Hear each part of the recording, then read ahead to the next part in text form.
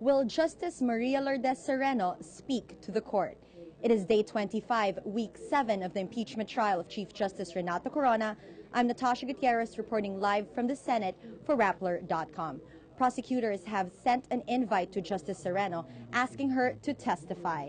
They want Sereno to testify on alleged irregularities on the Supreme Court deliberations regarding the issuance of a temporary restraining order for former President Gloria Macapagal Arroyo.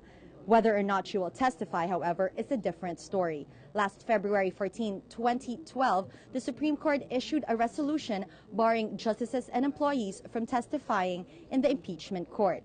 Justice Sereno can testify, but she still needs to ask permission from the Supreme Court. This after the Senate Impeachment Court decided yesterday they will not invite Sereno themselves since they do not want any clashes between the High Tribunal and the impeachment court. So Justice Sereno, whether she will testify or not, is the question we are all waiting for. But yesterday, the prosecution was also reprimanded by senator judges for asking the impeachment court to ask Sereno to testify themselves instead of doing it directly. Have you fully thought out your position? Tinatanong ka ng presiding officer, ilang beses ka nang tinanong, ano ngayon mangyayari kung sabihin na namin, utusan namin ang justice at ayaw niyang sumunod?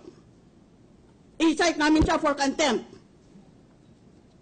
Ano ngayon mangyayari? Magpapakulong ba siya sukat? Kung i-cite din niya kami for contempt, o ano ngayon ang sagot mo? Pag-isipan muna natin ito because we're talking about the entire nation. This is not a question of pataasan ng ihi. Sino mas malakas, ang Supreme Court or Impeachment Court? Hanggat sa maaari, maglilihis tayo para hindi tayo nagkukonfrontasi. Ganun yun. Have you fully thought out your... Meanwhile, not much is expected to happen here today. It may very well be as uneventful as day 24.